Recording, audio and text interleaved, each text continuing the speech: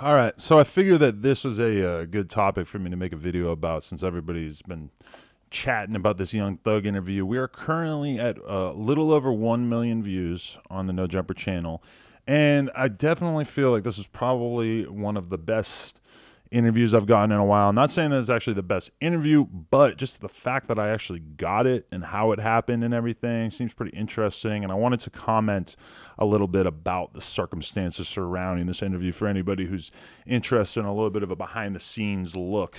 Let's just do that. Before I get into that, I do want to say drop a like, drop a comment, go watch the original interview if you get a chance, and subscribe to this channel because we're getting close to a million. Also, on top of that, I also want to say nojumper.com. That's where you can get all of our merchandise, kendamas, all the good stuff, basically. So the Young Thug interview. When I first realized it was a possibility, we were backstage. I was hanging out with Juice World, and he said, like, oh, yeah, let's go over to Young Thug's trailer. I'm like, oh, okay, cool. Here's another chance for me to meet Young Thug. That's what I'm thinking, because this whole time, I have a lot of friends who've worked with Thug, been in the studio with Thug. There's been various nights where I've been supposed to go to the studio, like with somebody like Juice WRLD, where I was supposed to go to the studio, but then doesn't happen. And then I realized later on, like, damn, I should have stayed up. Like, I remember one specific night where I was in the studio with Juice. It's like 3 in the morning. I'm getting tired. You know, I get up at like 8, 9 in the morning. He's about to go hit another studio. He's going in with Thug. I had to tap out. You know, it's a pussy ass thing to do. I should have took some Molly or something and just stayed up, but I didn't go, so I didn't get to meet Thug. And that exact situation has happened a bunch of times because to me, I've always thought, you know, for people out there, Thug hasn't done a real interview in like 4 years, I believe, at least based on YouTube. So I've always thought that if I got around Thug and actually was able to show him that I know about his music, that I mess with him as a person, that I'm cool with him, whatever, I always thought that I'd be able to get him to do an interview just because it seemed like, you know, why not? Like I have that confidence level, you know. It's like, to me, I know what I want to ask you. I want to get you on camera. I'm confident that if you meet me, you're going to think I'm an all right dude and I'm going to be able to get an interview with you. So Juice WRLD leads us over to Thug's trailer, right? And when we get there, you know, there's security outside his trailer and everything, and we sort of realize that, okay, Juice WRLD's definitely going in without us. I figured, whatever, I'm going to lurk around by the trailer in case they end up coming out. I had my cameraman with me too. I was like, if they come out, I'll be able to shoot my shot and tell them I want to do the interview and just see what can happen. If Juice WRLD's around, perfect, because Juice WRLD could help transition it. Whatever. I'm standing outside the trailer for like 15 minutes, and, you know, I'm just sitting on a picnic table chilling, whatever. And then at a certain point, Thug comes out, and it's basically like, oh, no, he's about to go on stage. He's about to do this interview, right? So I'm excited. Or no, not the interview. He's about to do his performance. You know, it's time for him to go on stage. So he walks out, and he takes one look at me, and he walks right towards me, and he just gives me a little pound and just says, "We gonna get it in. We gonna get it in." That's all he said. And so for me as an interviewer, I didn't know what the hell to think when I heard that. I'm like, "We gonna get it in." I'm like, what does that mean? Like we're gonna interview in maybe in LA, or is he saying that he wants to do it now? So he was the first person to express it. I might not have had the balls to ask him to do an interview if he hadn't said that to me. And, like, you know, it actually took a couple minutes for it to settle in, because we went actually up on stage. We were watching Thug perform. It was crazy. It was really ridiculous to see him perform in front of that many people. But while we were doing it, you know, I started thinking to myself, like, he probably wants to do the interview, like, here. Like, that makes more sense. Why would I wait when I could just try to get it here? So I started thinking about questions on stage. I'm actually going to let you guys in on this. I'm going to show you the questions, because this is the thing. I'm writing these questions while I'm watching him perform. I'm standing on the side of the stage, just tapping away on my phone, trying to Google him. The service was bad. I'm trying to think about every interesting thing I could think of to ask Thug so that I wouldn't just panic during the interview. And this is what I came up with. So first off, and yes, I censored this myself because YouTube is really bad about if you have swears on the website. So F me daddy, for those who don't know, Thug did have a Instagram photo that he posted where he was feeling like a bad bitch, and he took a picture and he wrote F me daddy as the caption. And that was one of the main things that I wanted to ask him. I just knew that if I got a chance, I would ask him about that. And he did, in fact, deliver on that. So that was good. Lil Nas was the next thing I was thinking about, because just a couple days before the Thug interview, or before we ended up doing the interview, he had a photo taken with Lil Nas, and that was sort of an interesting thing because I started thinking about the similarities in their career, which I brought up during the interview, where Lil Nas is actually gay, apparently, allegedly, and Thug is not gay, but Thug has gotten a lot of shit from people who think that he's gay or think he dresses gay, basically, which is ridiculous. But I just wanted to ask him about that and what the similarities were there, and what he thought of Lil Nas and what made him want to co-sign him so heavy. Juice WRLD also came to mind. Why Thug likes Juice WRLD so much? Because Thug had just brought Juice WRLD out on stage, which actually I saw Future do it the same day too. Like that's just kind of a thing these days. You just bring Juice WRLD out because he's a nice guy and he wants to come out. You really want to run for president? What about Gunna? Thug had a tweet where he said that he wanted to be president and that he wanted Gunna to be the VIP or the VP. Sorry.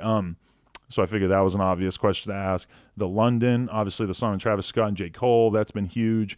I just did the interview with Lil Keed, so I figured that would be a good thing to ask about. Spider, his clothing line. One thing, oh man, that's interesting.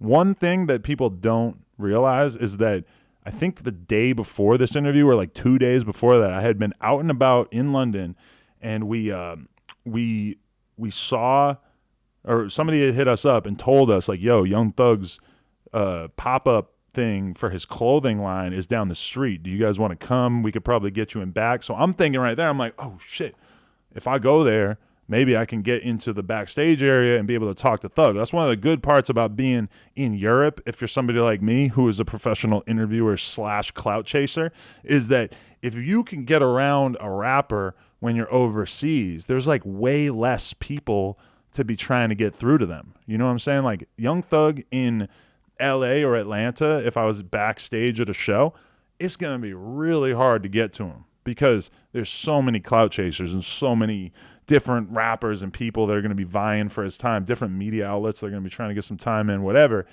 I figured, if I go to this clothing drop, that it would be easy for me to, get his attention in a way that would be difficult to pull off if I was stateside.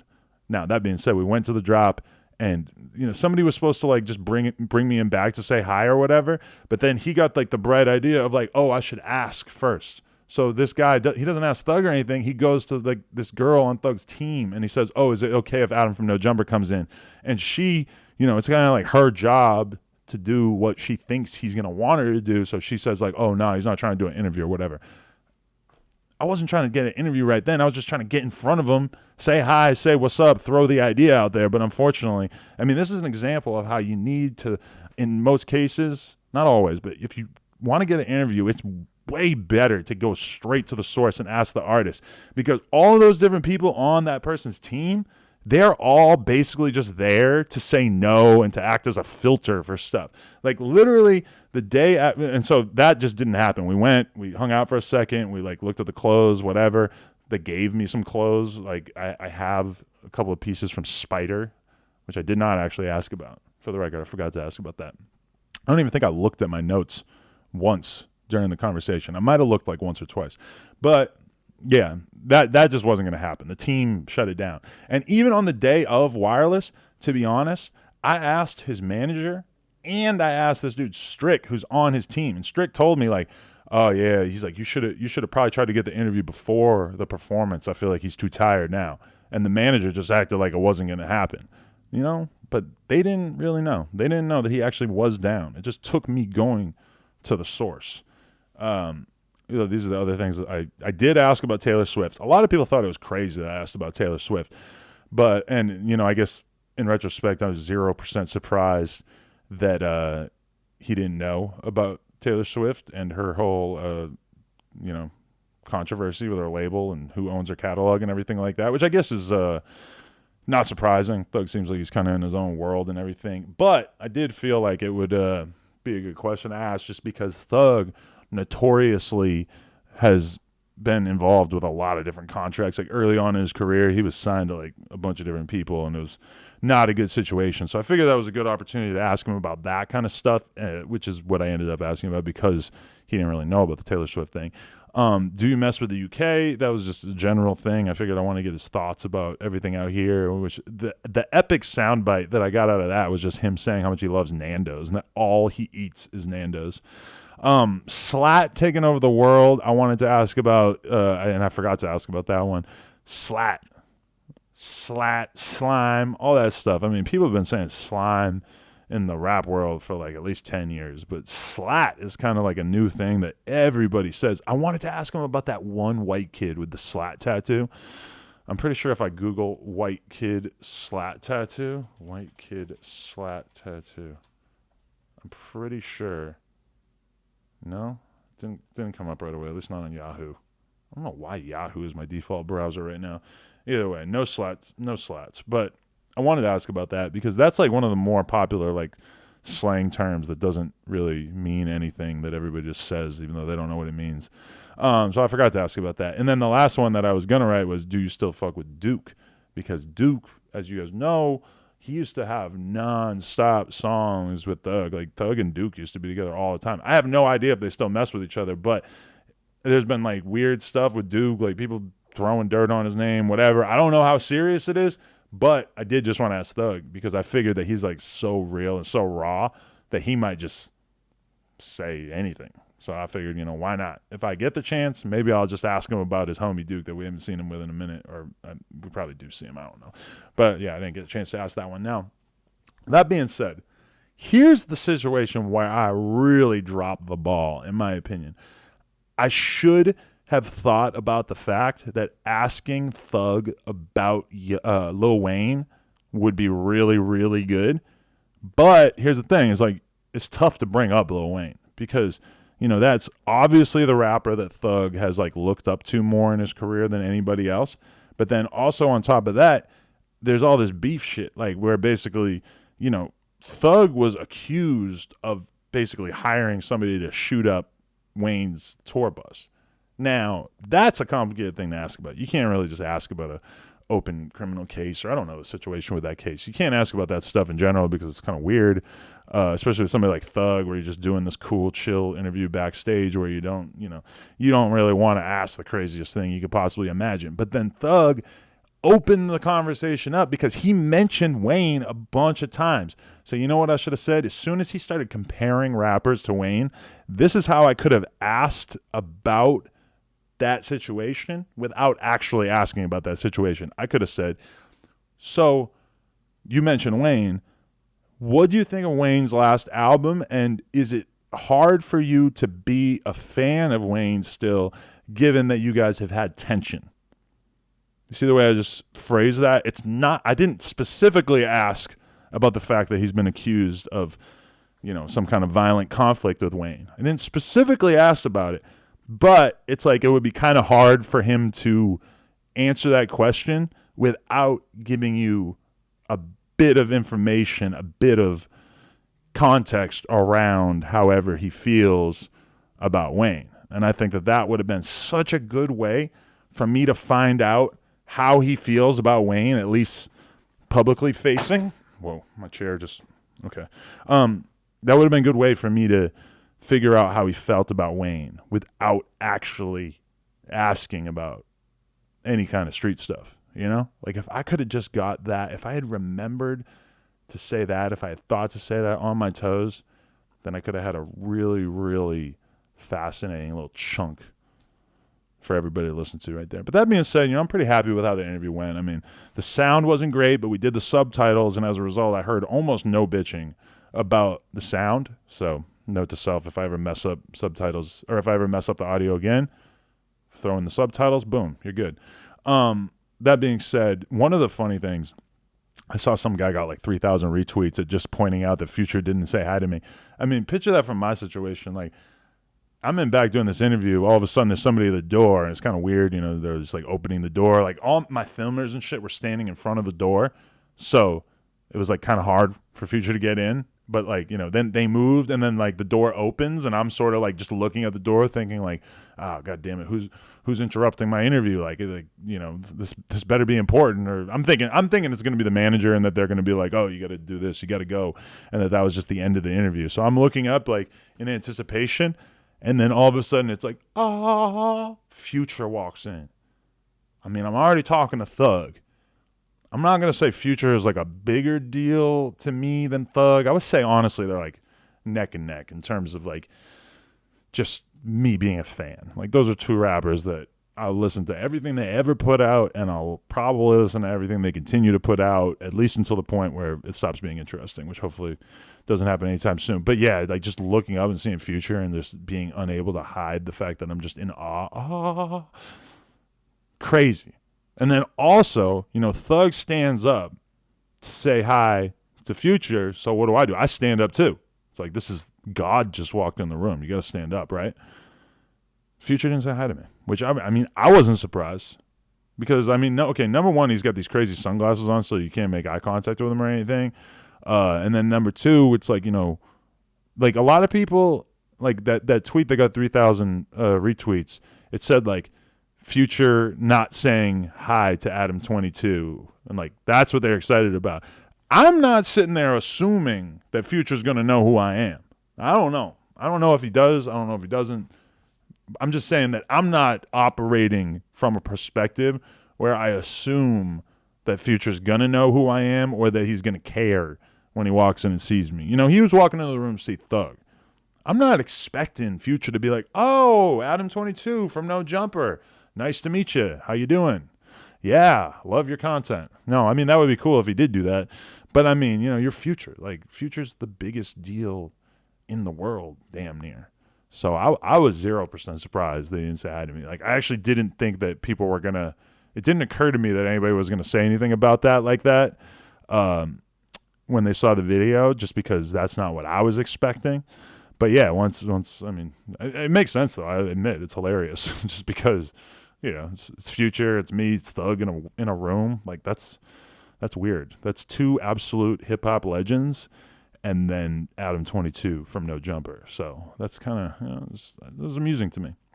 The other thing, the last thing I want to say before I wrap this up, that I thought was pretty funny is that I didn't notice, because you'll notice when you watch the interview that I kind of I try to end the interview. And then we end up talking for another couple minutes, and then I'm about to like really end the interview, and like the last thing that Thug says as I'm ending the interview is he just goes, I don't care about this anymore, and he grabs his phone. And I didn't catch that in real life. I didn't realize that's what he said.